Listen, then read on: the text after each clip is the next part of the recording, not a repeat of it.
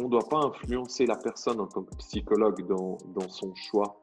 C'est la personne qui doit elle-même, on va l'aider à créer son raisonnement. La peur, c'est quand il y a un lion en face de toi. Okay. L'anxiété, c'est d'aller en forêt en pensant qu'il y aura un lion en face de toi. 3 mois, si tu n'as rien fait, c'est pas bon du tout. 3 mois, si tu es venu t'entraîner 4-5 fois par semaine, puis tu es dans une phase de maintien, c'est facilement jouable. Il y a des boxeurs, ils ont réussi leur ceinture sur la puissance. Il y a des boxeurs, ils ont réussi leur ceinture sur la vitesse.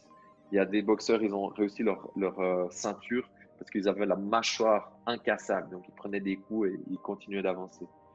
Mayweather, pour te dire, je pense qu'il avait presque toutes les qualités.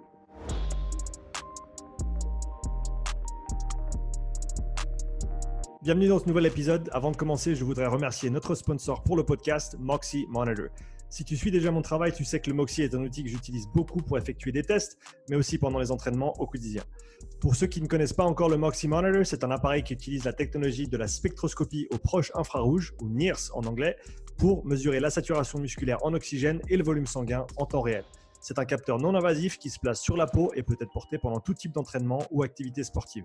Les grimpeurs le portent sur leurs avant-bras, les joueurs de hockey sur la glace, les nageurs peuvent le porter dans l'eau.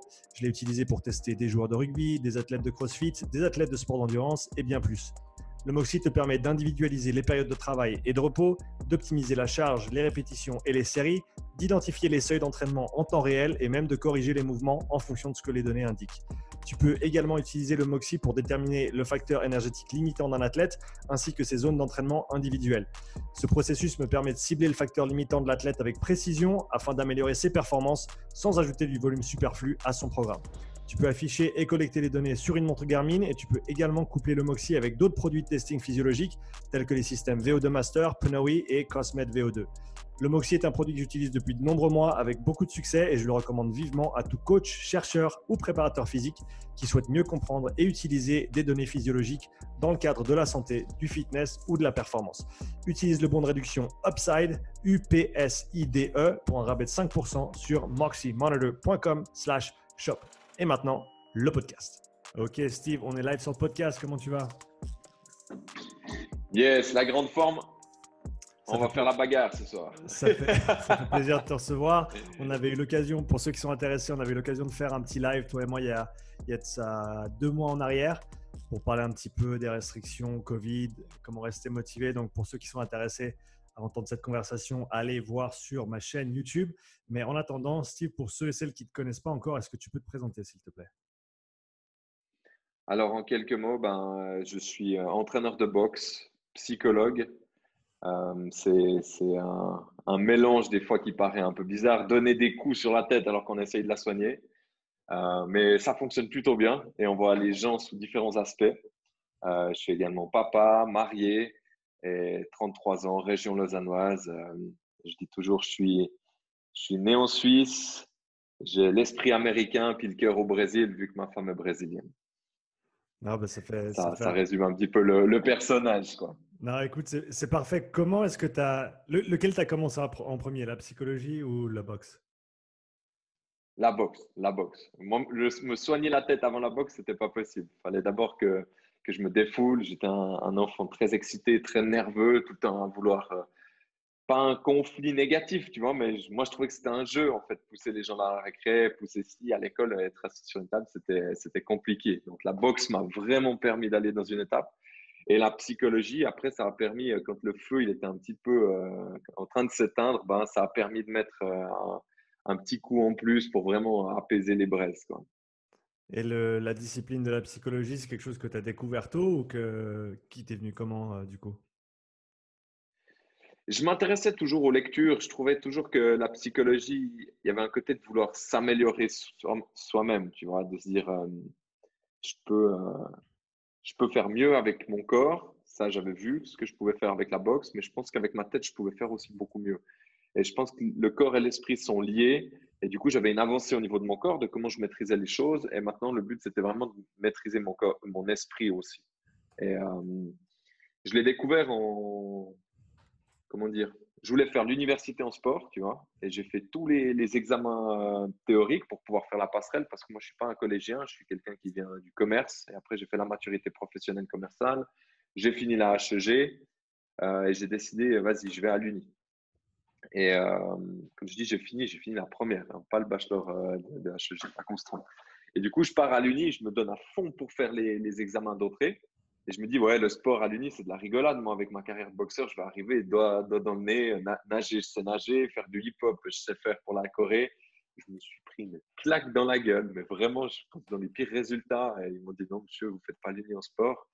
Et du coup, je ne pouvais pas m'arrêter de rien faire. Du coup, j'ai dit, ben, vas-y, je prends une branche qui a l'air bien et j'ai pris psychologie. Et voilà. Et j'ai vraiment aimé. J'ai trouvé que c'était un autre aspect. Et psychologie, bon, après on est monté. J'ai pu faire psychologie du sport, préparation mentale. Et voilà, où j'en suis arrivé. Est-ce qu'il y a des personnes d'influence dans le monde de la psycho qui ont eu un grand impact sur toi, que ce soit au travers de tes études ou des profs que tu as eu, des enseignants ou autres?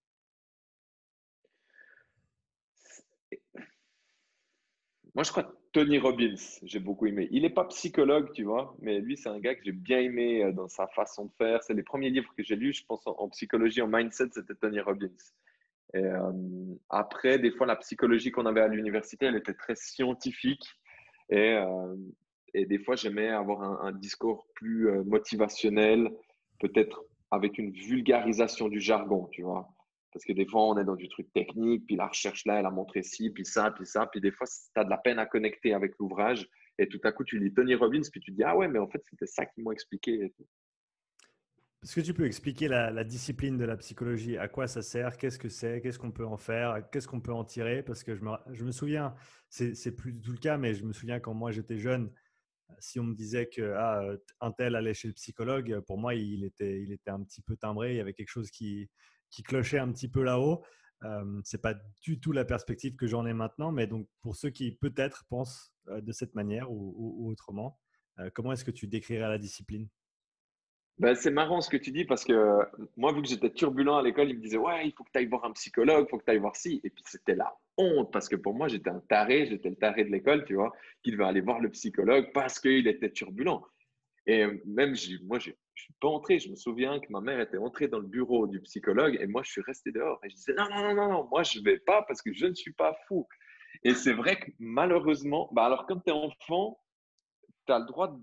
T'as une façon de concevoir le monde qui est différente de quand tu as 30 ans, comme tu le dis maintenant.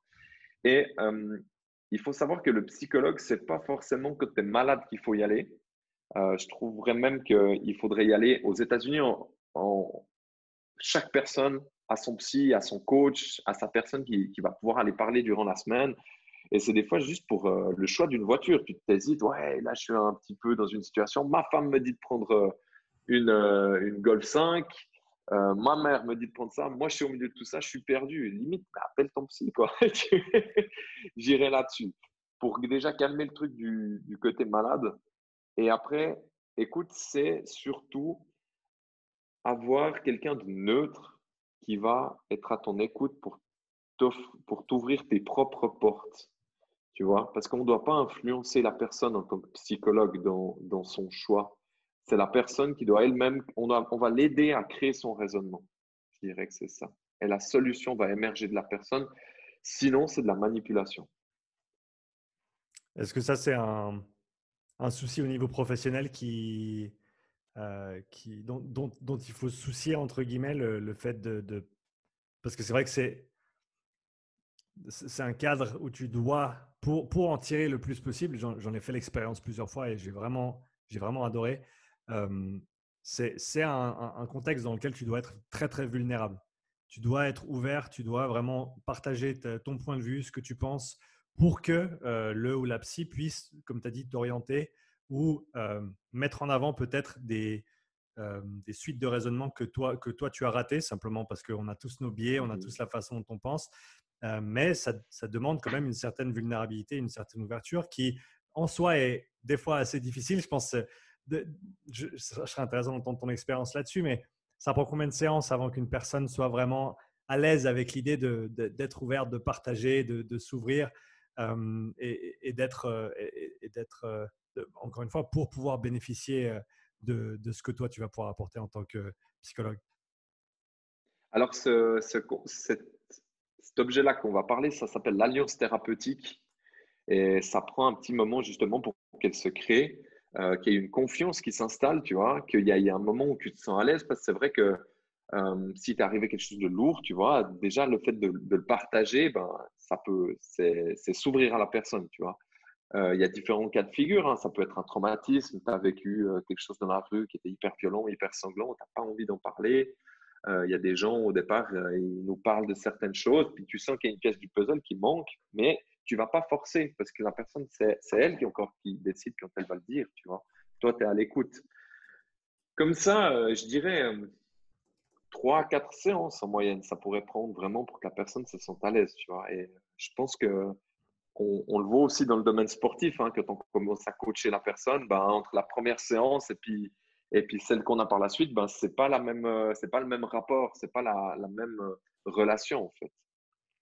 Et j'allais dire, je pense que toi, en tant que psychologue formé et en tant que coach, tu as, tu as ces outils pour créer ce lien, tisser ce lien avec tes patients d'un côté et ensuite tes clients, tes élèves de l'autre aussi à la salle.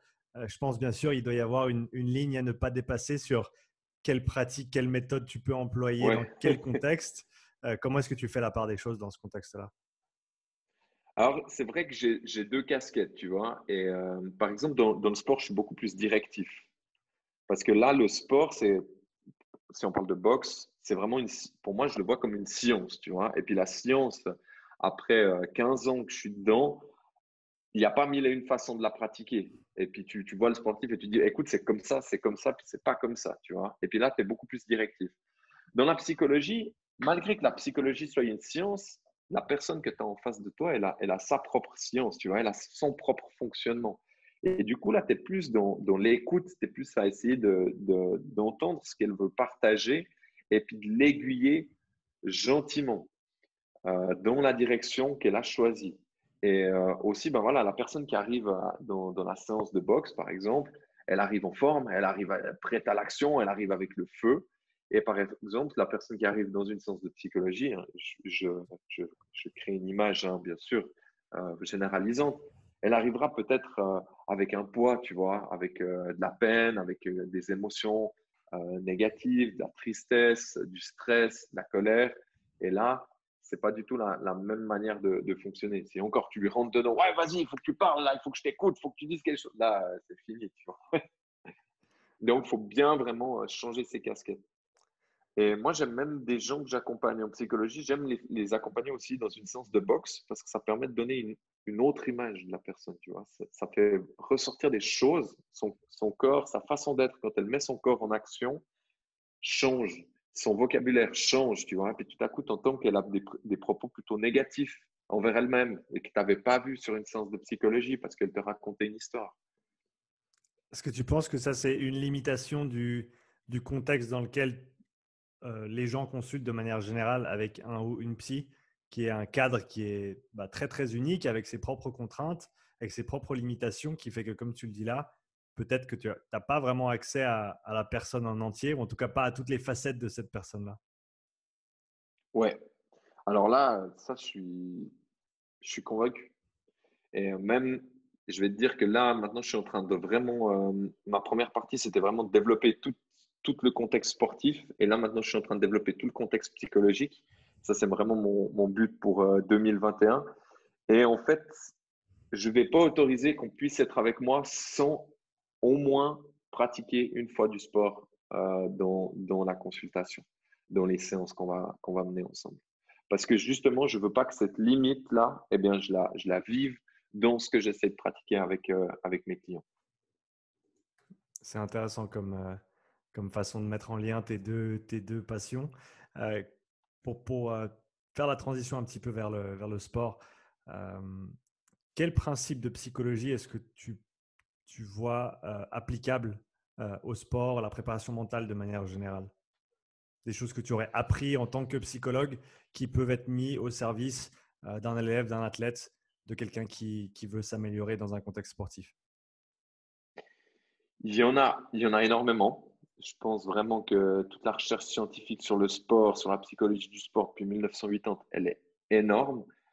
Euh, Moi, j'aime bien le locus of control, qui est la manière dont la personne va contrôler son environnement. Et les personnes qui contrôlent l'environnement, il est plutôt interne ou externe. Et puis, c'est par exemple, quand tu as un échec, est-ce que tu vas plutôt dire, ouais, mais l'échec, c'était de la faute de l'arbitre, ou l'échec, c'était ma faute parce que dans cette situation, j'ai pas agi de la manière dont j'aurais pu agir. Tu vois. Et par exemple, là, c'est une des facettes qui est intéressante à travailler avec les athlètes. À savoir que ceux qui ont un locus of control interne ont un pourcentage de réussite plus élevé. Et ça, tu le retrouves aussi dans la psychologie. Hein, parce que si la personne tout le temps dit, ouais, mais c'est de la faute à mes parents, c'est de la faute à mon éducation, c'est de la faute à l'école si j'en suis là, ben, en fait, ça veut dire qu'elle n'est pas sous le contrôle des événements qui se produisent dans sa vie.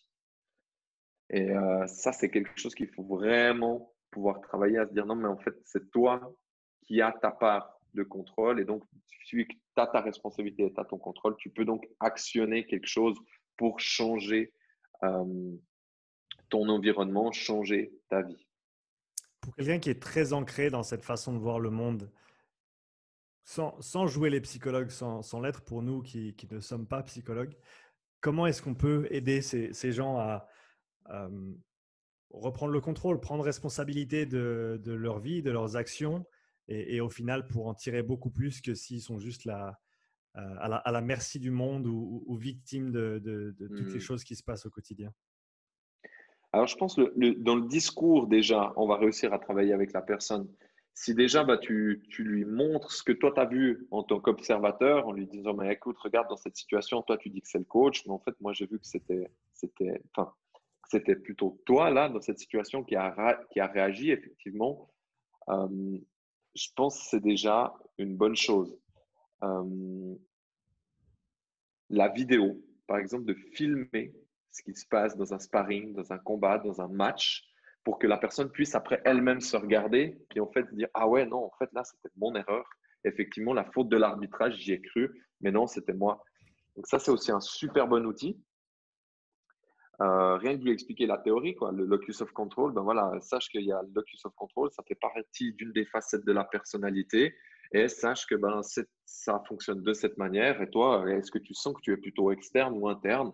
Et tout de suite, la personne, ah, je suis externe et tout, c'est souvent comme ça. OK. Est-ce que tu sais que les personnes qui ont de la réussite sont plutôt des gens internes? Et là, ils vont dire, ah ouais, OK, pourquoi donc? Et puis là, tu lui expliques le contrôle la façon dont la personne va avoir un contrôle sur l'environnement est beaucoup plus positif, ce qui va pouvoir en tirer des actions qui sont les siennes et qu'il n'est pas en réaction par rapport à l'environnement. Dans le cadre de la préparation mentale pour les athlètes, pour des gens qui veulent vraiment performer dans un sport, dans une discipline donnée, est-ce, est-ce que tu peux peut-être donner une vue d'ensemble des différentes méthodes qui sont utilisées, qui peuvent être utilisées? Je sais que c'est très très vaste, mais peut-être nommer les deux, trois qui, à ton avis, de ton point de vue, sont les plus applicables, dont les gens peuvent tirer le plus de bénéfices et qui valent la peine d'être développés en tant qu'athlète comme une facette de son panel Mhm. d'outils pour atteindre son plein potentiel. Alors, quelque chose qui m'intéresse énormément, c'est les pensées, en fait. Et puis, quelle est la pensée de l'athlète qu'il a à l'heure actuelle, tu vois?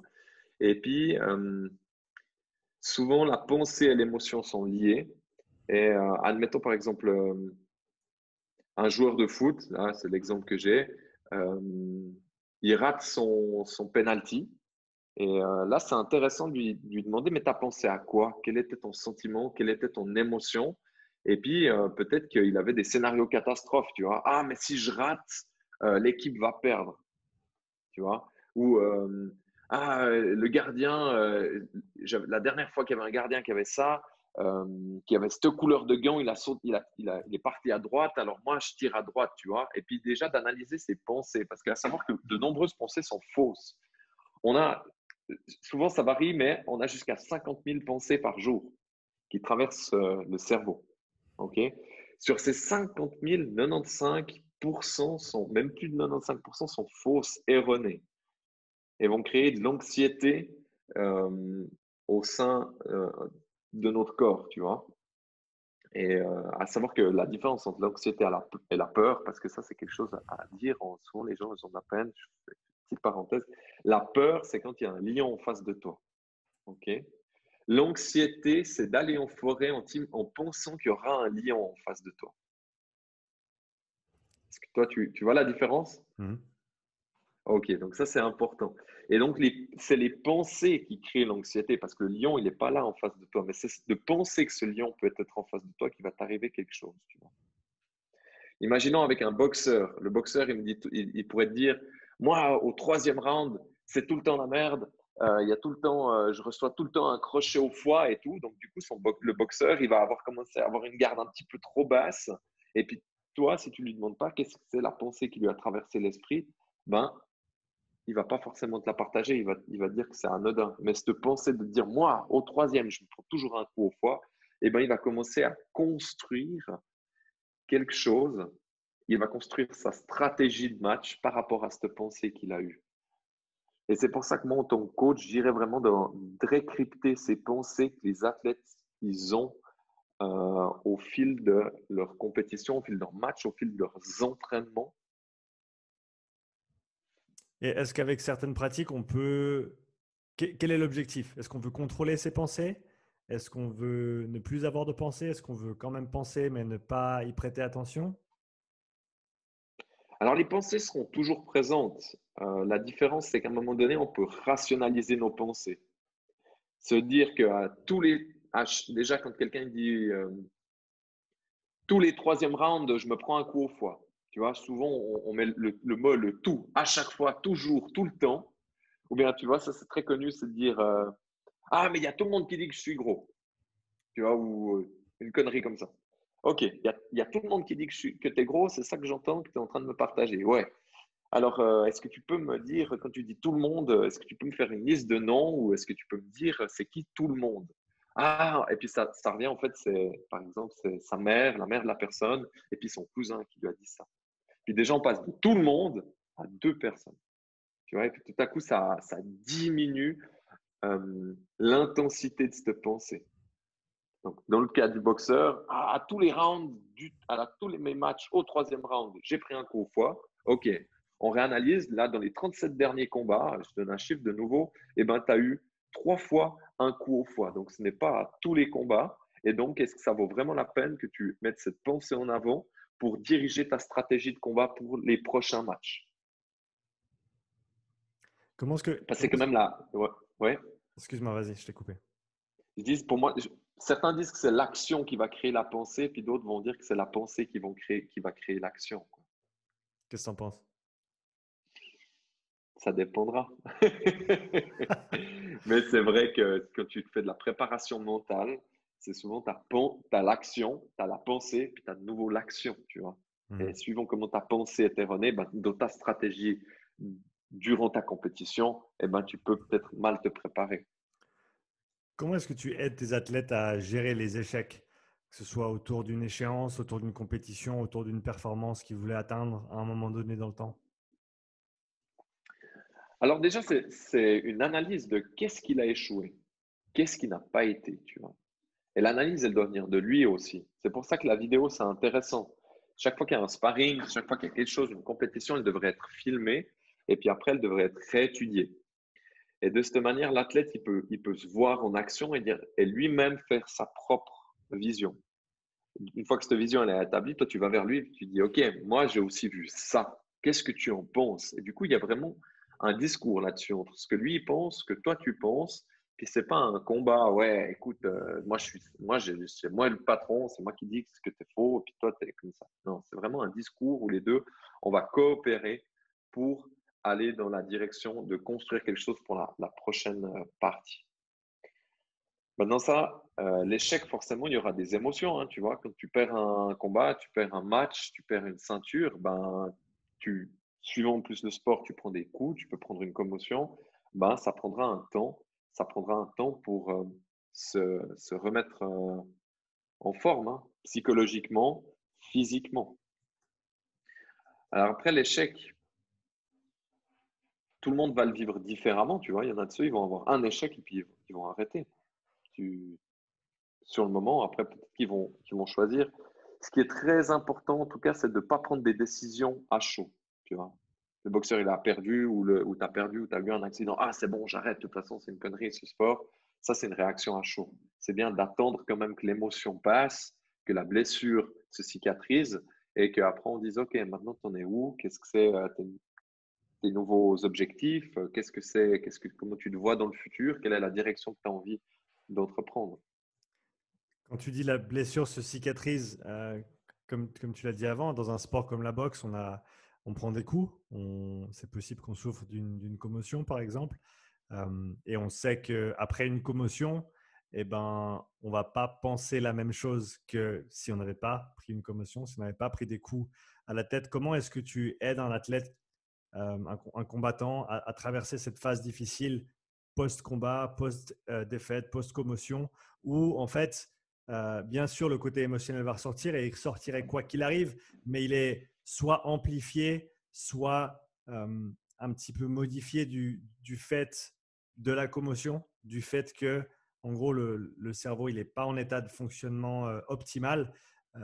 Et donc, c'est possible que dans ce contexte-là, on pense à des choses auxquelles on ne penserait pas normalement. Alors, écoute, ça, c'est une question intéressante. Si tu veux, le traumatisme va engendrer de l'anxiété. Par exemple, admettons, si tu prends un KO sur un crochet droite, ça va vraiment te marquer ce crochet que tu auras pris dans cette situation-là. Et donc, ça peut créer une anxiété qui va figer certains mouvements de ta pratique de ce sport. Tu vois, peut-être que tu vas plus te baisser de la même manière, tu vas plus faire cette esquive parce que une fois, elle t'aura pénalisé. Donc, ce qui est important déjà, comme je te disais, c'était l'analyse vidéo, hein, c'est de dire, voilà, à ce moment-là, sur ce coup que tu as pris qui t'a traumatisé, tu as fait cette erreur-là. OK. Après, c'est clair que l'athlète, il va être diminué dans sa confiance et on sait que la confiance est quelque chose de très important. La surconfiance, c'est pas bien non plus, mais il faut avoir une confiance. Et la confiance se crée en réussissant des objectifs. Et bien entendu, après une blessure, après un traumatisme, après une défaite, la confiance, elle prend un coup et on va plus pouvoir exiger la même chose de l'athlète. Disant, ouais, si la dernière fois tu as fait ça, moi je veux tout de suite que tu sois là.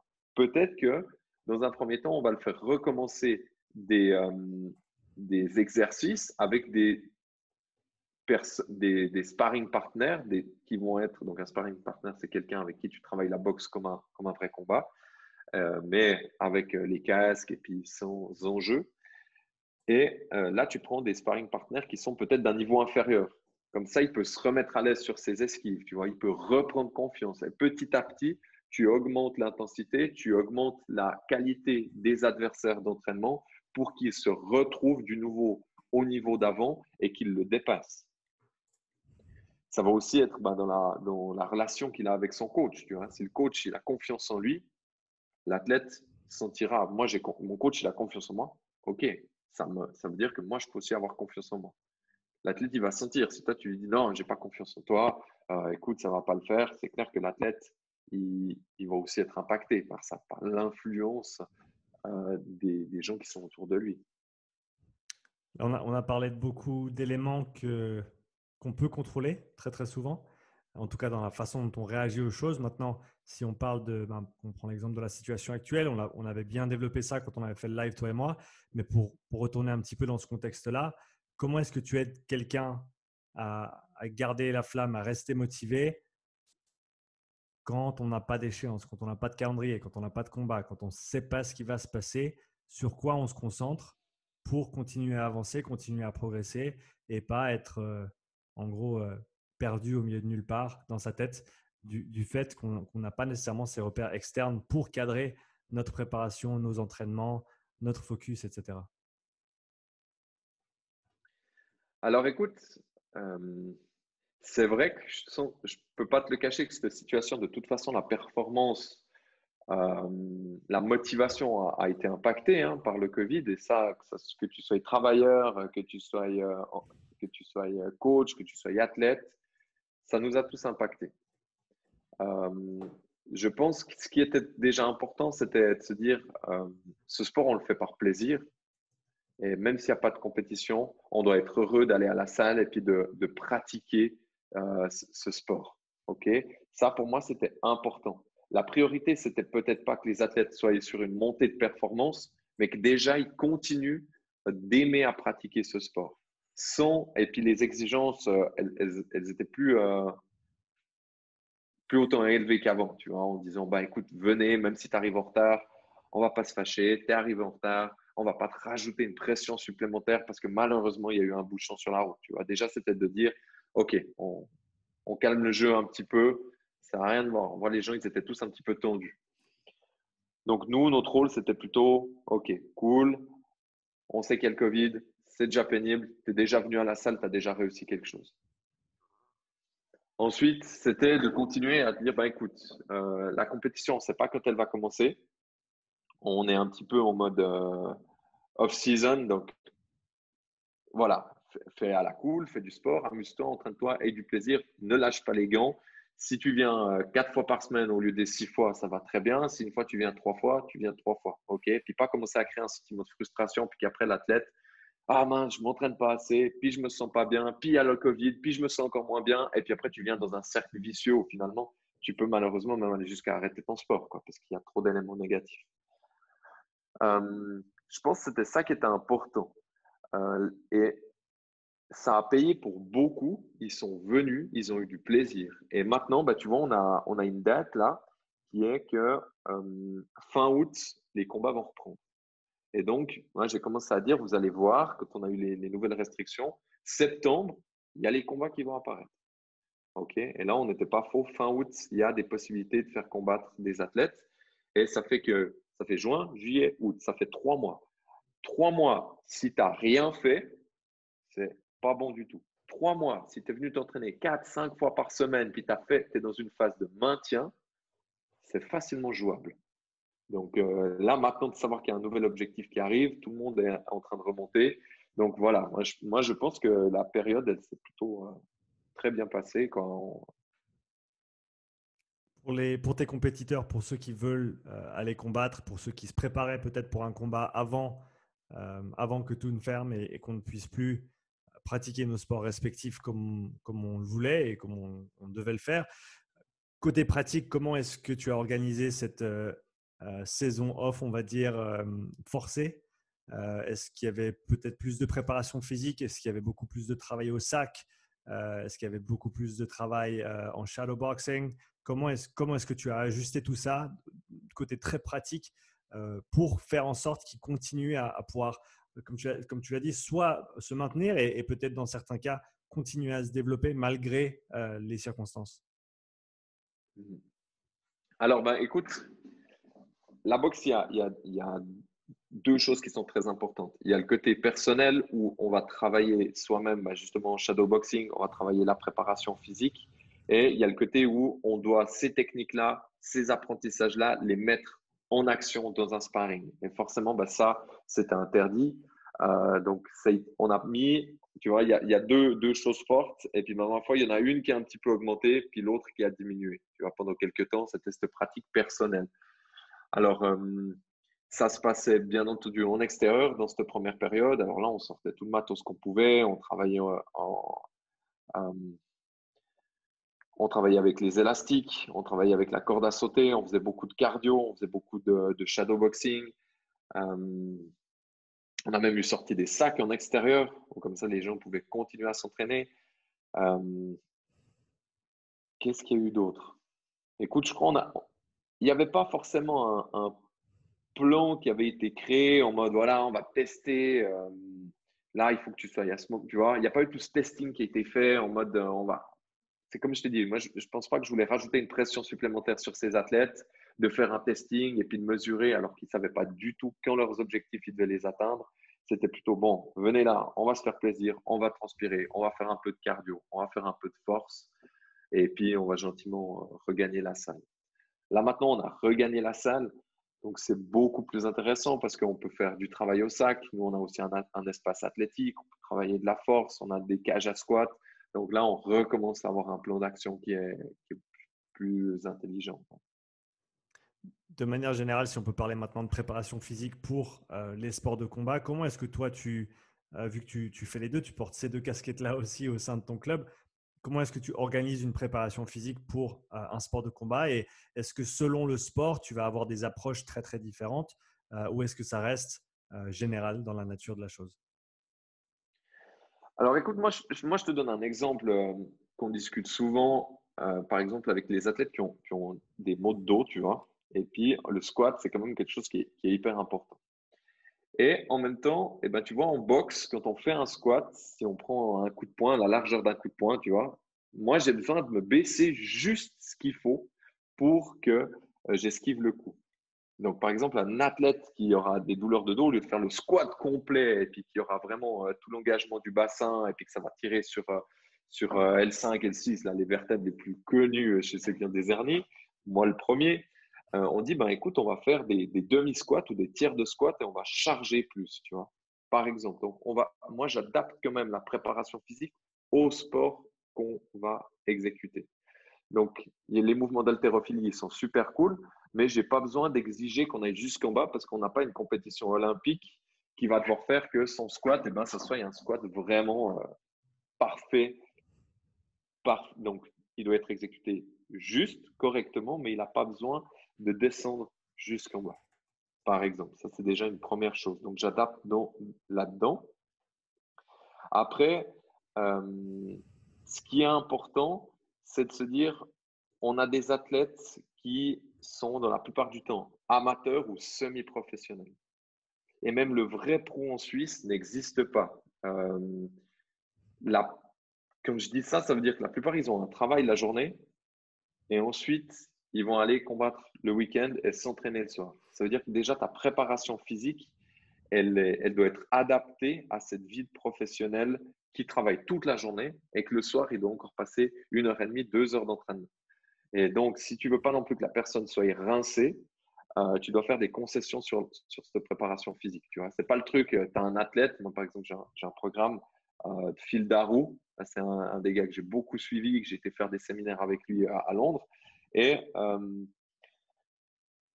c'est génial hein, tout ce qu'il fait, mais ça va chez American Top Team quand le gars il peut s'entraîner 3 fois par jour, qu'il a une équipe de massage, un physio, un truc. Et là, nous, on est en Suisse, on a des gars qui travaillent la journée, et puis le soir, quand on leur dit encore, puis ils sont sur le chantier certains, hein, donc ils soulèvent toute la journée, et le soir, on doit vraiment aller à l'essentiel. Et l'essentiel, c'est déjà pratiquer son sport. Donc, si tu es de la boxe, ben si tu as 6 entraînements par semaine, ben les 6, tu vas presque être obligé de pratiquer de la boxe. Si et après, si tu peux t'allouer 2, 3 périodes de préparation physique, alors là, tu vas te les allouer. Mais pour moi, la personne, elle ne peut pas faire moins de 5 à 6 entraînements spécifiques dans son sport. Et là, il y a déjà beaucoup à faire. Si tu parlais un petit peu de récupération, quelle modalité de récupération est-ce que ou quelle pratique quotidienne est-ce que tu recommandes à tes athlètes dans ce cadre-là? Alors moi, c'est beaucoup le stretching. Donc ça, je trouve que c'est le minimum à faire. Après, à tous, je leur dis, moi, je ne suis pas physio. Je veux bien vous faire un massage si tu as une douleur. Tu vois, maintenant, on doit, des fois, avant que le boxeur il rentre sur le ring, ben, on va le masser, on va s'en occuper. Et moi, je leur dis vraiment, allez prendre un physio auxiliaire, quoi. Prenez un physiothérapeute, on a des contacts, essayez d'aller 1 fois par semaine au moins, essayez de faire un petit check-up, de faire un massage, de peut-être réaligner la colonne vertébrale suivant le mouvement que tu as. Tu vois, tu te retrouves, tu as 2, 3 trucs qui peuvent un peu bugger. Récupération, c'est aussi à travers l'alimentation, c'est important. Leur dire, ben voilà, il y a des compléments qui ont un impact sur votre performance, qui ont un impact sur votre sommeil. Prenez-les. Mais après, certains, ben, ça leur parle, d'autres, ça leur parle moins, qu'on ne peut pas les forcer. Ils ne sont pas sous contrat, tu vois, c'est différent. L'idée d'aller voir quelqu'un, d'aller voir un physio, d'aller voir quelqu'un régulièrement ou un masseur ou une masseuse, est-ce que pour ceux qui le font régulièrement, est-ce qu'ils reviennent avec des retours positifs? Est-ce qu'ils sentent vraiment l'utilité, le besoin et l'apport que ça amène sur le plan général, sur leur préparation physique, sur leur récupération, etc.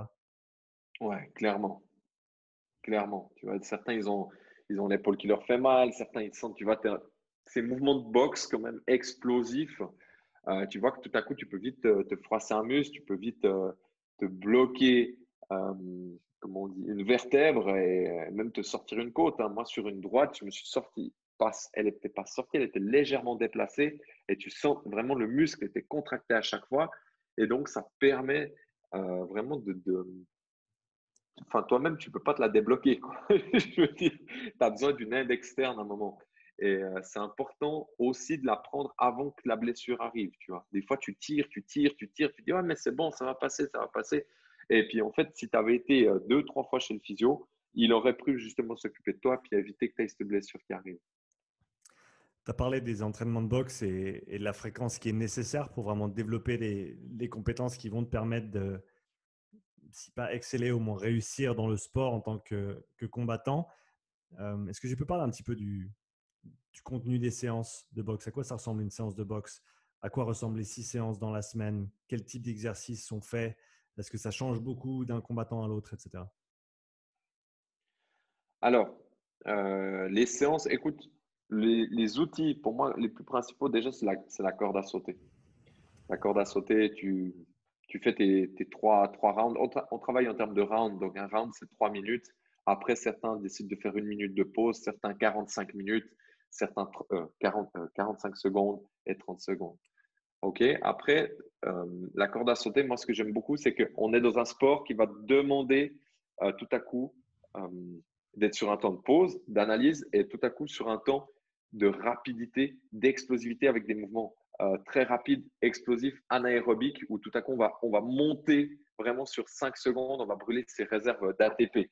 Donc, on ne peut pas s'entraîner tout le temps à un rythme de tracteur, 1, 2, 1, 2. Donc, c'est bien qu'on utilise des fractionnés. Ça peut être des 5-5, ça peut être des 10-10, des 15-15, ou même des fois, je fais 5 secondes d'accélération, 20 secondes de pause.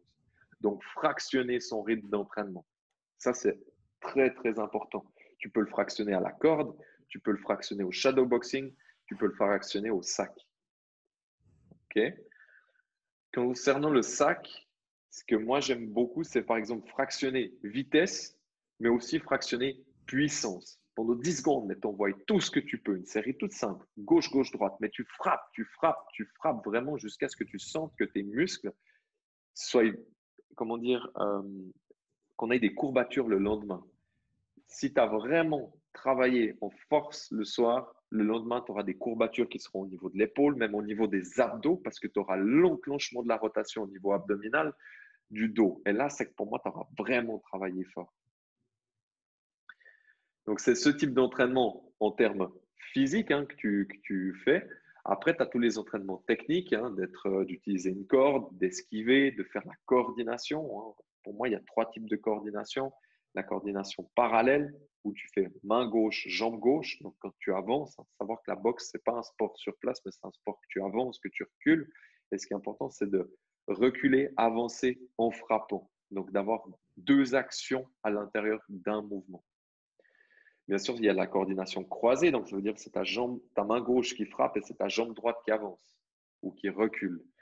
Et il y a une coordination marché où tu vas faire un pas vraiment en entier. Donc, là, j'arrive pas à montrer le schéma, mais ceux qui font de la boxe comprendront de quoi je parle.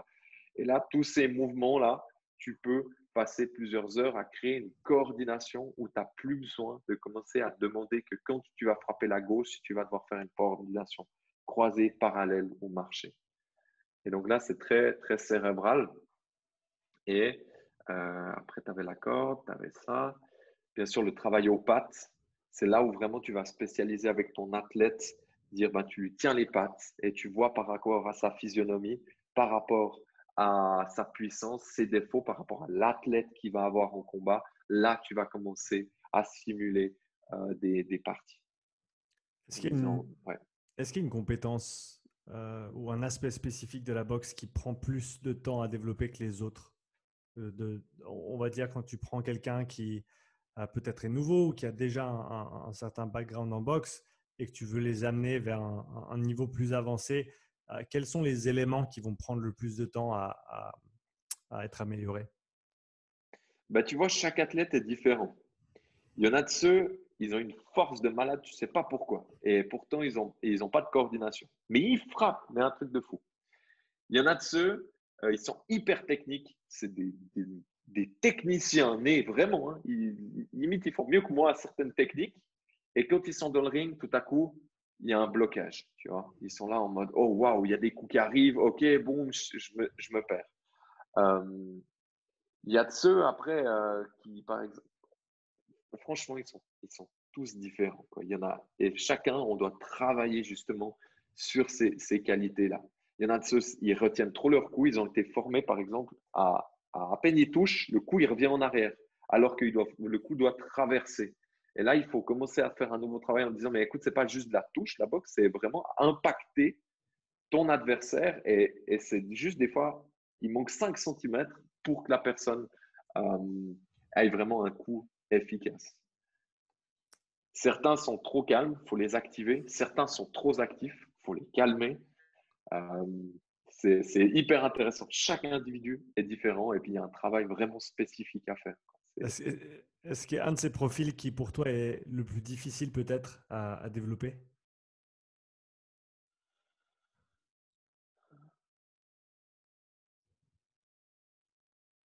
Je pense Ça peut-être, dépendra de nouveau une fois. Ouais, est-ce que si quelqu'un a vraiment pas cette agression en lui, cette habileté à vraiment se livrer, se lâcher et vraiment fournir cette énergie en grande quantité au moment donné, est-ce que ça, c'est quelque chose qui est, bah, on va dire par exemple, aussi facile à développer que voilà, une meilleure technique, une meilleure coordination, etc. alors pour faire un grand boxeur, je vais te répondre pour ça. Il faut qu'il ait une qualité extraordinaire. Pour faire un champion du monde, il faut qu'il ait toutes les qualités extraordinaires. Il y a des boxeurs, ils ont réussi leur ceinture sur la puissance. Il y a des boxeurs, ils ont réussi leur ceinture sur la vitesse. Il y a des boxeurs, ils ont réussi leur ceinture parce qu'ils avaient la mâchoire incassable. Donc, ils prenaient des coups et ils continuaient d'avancer. Mayweather, pour te dire, je pense qu'il avait presque toutes les qualités. Pour te dire, il avait le cerveau, il avait vraiment l'intelligence de combat, il avait la technique, il avait l'endurance, il avait la volonté. Et ça a fait que c'était un très, très grand champion. Même si on peut le critiquer, ne pas l'aimer, voilà, il a vraiment prouvé plein de fois. Maintenant, c'est Canelo qui est en train vraiment de prendre une pente ascendante. Euh, c'est excellent. Par rapport à ton dernier truc, tu dis, il y a un truc qui est sûr, c'est que la personne qui aura pas ce feu d'aller au combat, que tu aies peur, c'est normal. C'est normal d'avoir peur d'entrer sur un ring, c'est normal d'avoir une crainte, c'est normal d'avoir quelque chose qui se passe. Quand tu vas, comme on a dit, hein, il y a le lion qui est en face de toi et il va falloir te confronter avec lui. Mais si tu te sens pas, puis que chaque fois tu as ça, peut-être que c'est pas le bon sport. Peut-être que c'est cool d'en faire, c'est cool de frapper dans du sac, c'est peut-être cool de faire un petit sparring de temps en temps, mais de faire un combat, il faut qu'il y ait quelque chose, une flamme qui te fasse envie de monter sur le ring, qui te fasse envie d'avoir cette confrontation avec un adversaire. Euh, C'était quel boxeur? Il y avait un Brésilien qui disait, un gars du MMA, j'ai plus le nom, et lui il disait, moi j'aime me battre. Tu vois? Et je trouve que ouais, il faut aimer se battre. Dans un sens, il faut aimer se battre, il faut aimer faire ça. Si on parle du sparring maintenant comme élément, à mon avis, ben, fondamental quand on parle de compétition ou de personnes qui veulent faire des combats, comment est-ce que tu gères cet aspect-là en termes de volume, de fréquence? Comment est-ce que tu gères les risques aussi qui sont liés au sparring en lui-même, en termes de potentiel de blessure, au potentiel de l'impact que ça peut avoir sur le reste de l'entraînement? Mhm. Est-ce que tu peux parler un petit peu de cet aspect-là? Ouais. Pour moi, à chaque entraînement, il doit y avoir un mini sparring. Il doit y avoir un mini échange. Tu es obligé. Quand je fais la séance, généralement, je prends 30 minutes en tout cas pour que la personne puisse échanger des coups. Et généralement, bien sûr, on leur dit de ne pas se donner à 100% les coups, que les frappes soient quand même retenues. Et on va par exemple demander, on va créer des scénarios. Voilà, maintenant tu vas travailler que la main avant, que le jab. L'autre, il aura le droit qu'à un certain type d'esquive. On va essayer de créer des jeux qui vont les forcer à devoir utiliser des nouveaux outils. Un, il est dans les cordes. Il doit attendre que l'autre se passe quelque chose. Un, il n'a pas le droit d'attaquer avant une esquive, tu vois. Donc, il y a plein de scénarios que tu peux créer. Et ça, c'est tous les jours qu'il faut faire ça. Parce qu'il faut que l'œil, qu'il soit habitué, que vraiment le boxeur soit confronté continuellement à ces coups qui peuvent arriver dans ton visage pour qu'il ne perde pas l'habitude de la boxe. Ce qui a d'ailleurs été un problème durant le Covid, où on voit que les athlètes ils ont perdu cette faculté-là de voir les coups. Elle revient rapidement. Et ensuite, une fois par semaine, on va sur des sparring qui sont lourds à 80%, je dirais 90%, ça monte des fois à 100%.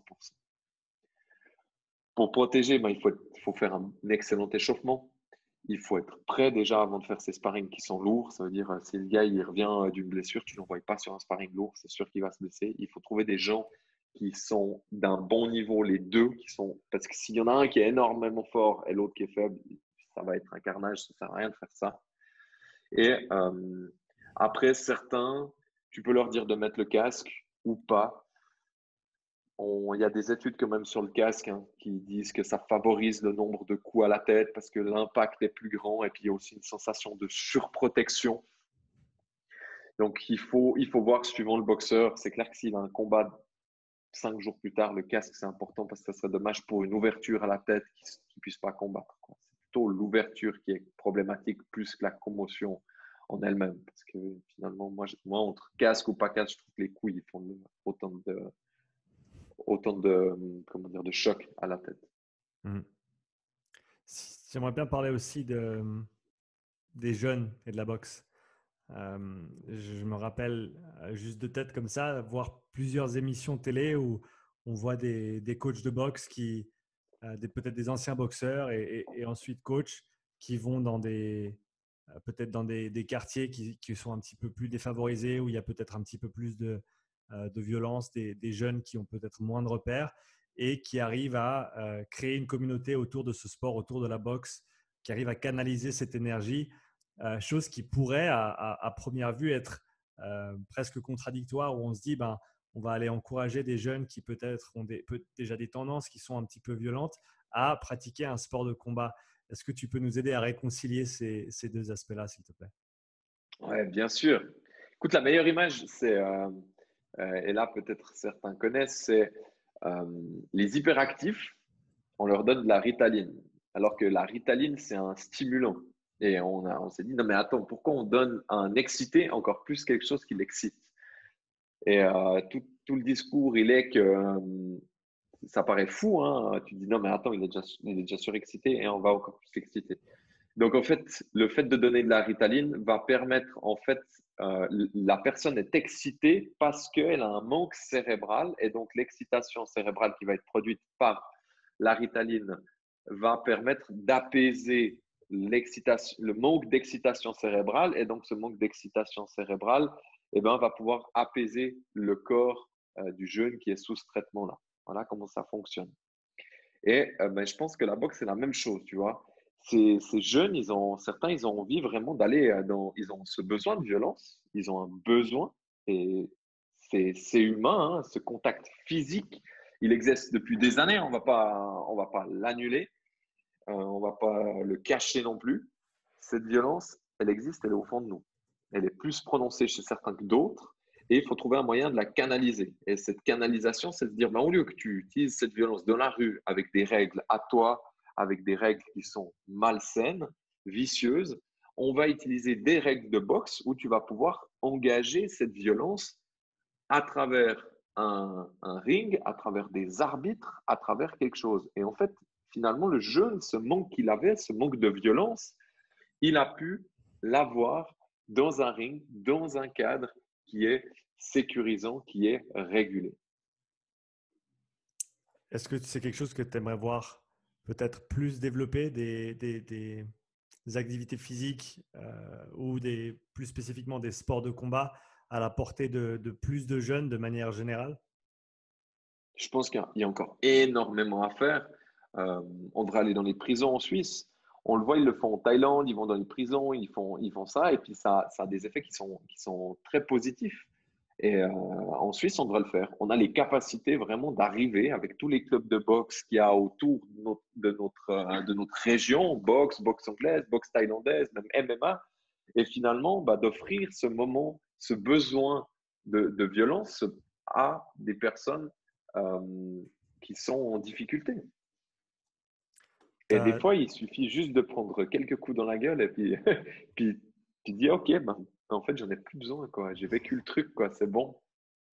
as mentionné le MMA. Ce qui m'est venu à l'esprit, c'est l'effet qu'un sport multidisciplinaire, comme par exemple le CrossFit, a eu sur des sports qui peut-être perdaient un petit peu en popularité, comme l'haltérophilie ou même la gymnastique. Est-ce que, à ton sens, le MMA a peut-être aidé la boxe d'une certaine manière à revenir un petit peu plus au goût du jour? Comment est-ce que la culture de la boxe a évolué par rapport au développement du MMA ces dernières années? Alors, je l'avais jamais vu comme ça parce que je crois pas que j'ai pas eu l'impression que la boxe avait perdu son image, sa puissance. Elle l'a perdu en Suisse, mais au niveau mondial, elle l'a pas perdu. En Suisse, le problème, c'est à l'époque, il y avait de nombreux boxeurs dans les années 80. J'ai pas les noms, mais il y a Bertrand Dubout, là, il avait fait tout un livre. Et puis, il y avait vraiment un engouement pour la boxe en Suisse avec Chervet. Il y avait tous ces boxeurs à Berne, en Suisse allemande, et puis on les suivait. Il y avait Canabat aussi, à Lausanne, qui faisait le full contact, qui existe d'ailleurs toujours, hein. Et tout à coup, il y a eu ces boxeurs-là n'ont plus été mis en avant sur la scène internationale. Il y en a encore quelques-uns, comme Johan Congolo qui a fait le Glory, mais ça n'a pas eu encore l'image qu'il y avait de l'époque, tu vois. Et je pense comme ça que c'est pas le MMA qui a relancé la boxe, c'est plutôt les boxeurs qu'il y a actuellement qui les relancent. Là, il y a une remontée avec les différents boxeurs, mais c'est vrai que l'ère des années 90 avec Mike Tyson, Evander Holyfield, mais c'était de la folie. Moi, ces combats-là, tu peux les regarder et regarder encore de nombreuses fois. C'était quelque chose d'énorme, quoi. Et après, il y a eu une baisse un petit peu. Il n'y a plus tout cet engouement. Et je pense que c'est pas le MMA qui a fait que la boxe remonte ou pas. Je pense que c'est les boxeurs qui a à l'heure actuelle. Tu vois. Est-ce que tu vois une génération de boxeurs qui monte et qui a peut-être le potentiel de relancer un petit peu pas relancer, mais continuer à faire développer le sport au niveau mondial? Alors, il y a je pense qu'à l'heure actuelle, en tout cas, on est sur une bonne lancée avec ce qui est en train de se passer entre Joshua, Tyson Fury et puis de Browns Bomber, là, comment il s'appelle déjà j'ai plus le nom. Dans les poids lourds, là, il y a quelque chose qui est en train de se passer qui donne de l'engouement. Dans les poids mi-lourds avec Canelo, eh ben, franchement, là, à chaque fois qu'il y a un combat de lui, c'est juste génial. Et après, les jeunes, je t'avoue que j'ai pas encore pris le temps de trop les suivre. Je suis vraiment resté dans ces boxeurs à vraiment me focaliser dans ce qu'ils sont en train de faire là. Il y en a énormément. Euh, Ce qui me fait plus un peu peur, moi, c'est ces gars comme Jake Paul là qui débarquent depuis YouTube et puis qui commencent à se dire ouais, on va faire de la boxe et puis je vais péter la gueule à Mayweather et là c'est dommage que les jeunes vivent dans ce monde-là de boxeurs comme Jake Paul alors que nous on est nés dans une époque où on parlait de Mike Tyson puis de Mohamed Ali, tu vois. Et ça peut avoir un effet plutôt négatif sur ce sport, quoi. En jouant un petit peu l'avocat du diable là-dessus, pas que c'est nécessairement des pratiques que je soutiens, mais est-ce que peut-être ça peut amener une certaine partie de la population qui ne serait autrement pas intéressée dans la boxe à venir, à découvrir le sport, peut-être comme tu l'as dit, au travers de combattants qui ne sont pas ce qu'ils auraient été il y a 10, 20, 15, 30 ans. Mais malgré tout, ça fait plus de gens qui peut-être vont se prendre à la beauté du sport et aux nuances, etc., qui fait son attrait vraiment. Je pense pas. Je pense pas. Là, pour moi, ça va pas dans cette direction. J'ai encore pas eu la chance d'avoir un jeune qui a débarqué et puis qui m'a dit: «Oh, j'ai vu Jake Paul là, il faut que je fasse de la boxe.» Ça va, on n'a pas encore été trop touché, mais tu me parles d'un truc, moi ça me fait toujours rire. Regarde une fois les combats de boxe et tu regardes pas le combat, mais tu regardes le public. Et tu regardes le nombre de personnes à côté de la plaque qu'il y a dans ce public, des personnes qui se font des selfies, qui se font genre, ouais, parce qu'on est en deux. Ça va peut-être attirer des gens comme ça, ouais, des gens qui, je sais même pas ce qu'ils font au bord d'un ring, quand ils auraient mieux fait de rester chez eux puis de donner la place à quelqu'un, tu vois, qui le mérite. Après, voilà, on peut parler de mérite, je suis peut-être dur pour certaines personnes, mais ouais, ça va ramener des gens comme ça, qui sont là en train de faire des selfies. Ouais, je suis avec Jake, il y a Jake Paul, il y a McGregor, je fais un selfie, je fais un machin, je sais pas quelle bêtise encore ils vont faire et qui regardent même pas le fight, quoi. C'est dommage. Regarde une fois. Je dis aux gens, regardez les têtes des gens de ce qui se passe. Et après, va regarder un combat de boxe au Japon et tu regardes le public japonais, comment il est en train de regarder le match. Et tu vois tout de suite que c'est deux publics qui sont totalement différents dans leur façon de faire, dans leur façon de penser le combat.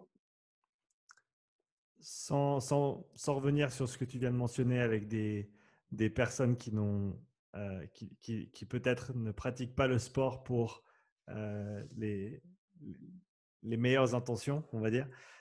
Si tu pouvais changer une chose quand on parle de la perspective que peut-être les gens qui ne connaissent pas la boxe ont de la boxe, si tu pouvais changer une chose, qu'est-ce que ce serait?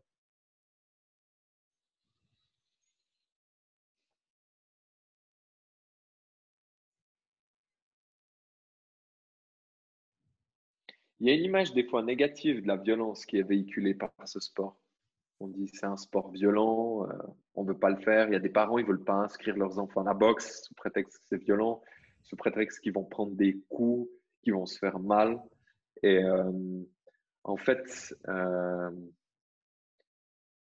c'est pas une question de sport, c'est une question de qui la pratique puis qui l'instruit, en fait. Et on devrait des fois dépasser ce phénomène de la boxe, c'est dangereux, c'est un sport qui fait du mal, parce qu'au contraire, je pense que ça fait énormément de bien et qu'il y a beaucoup de personnes qui, s'ils n'avaient pas eu la boxe, eh ben, peut-être qu'ils auraient décompensé dans la rue d'autres manières, quoi. Steve, c'était un grand plaisir de te recevoir cette fois-ci sur le podcast et à nouveau pour échanger. Pour ceux et celles qui sont intéressés à en apprendre plus sur toi, où est-ce qu'on peut te retrouver sur les réseaux? Alors, on peut me retrouver sur le Instagram de United Boxing. Ça, on va le trouver. Après, on peut nous retrouver sur Facebook.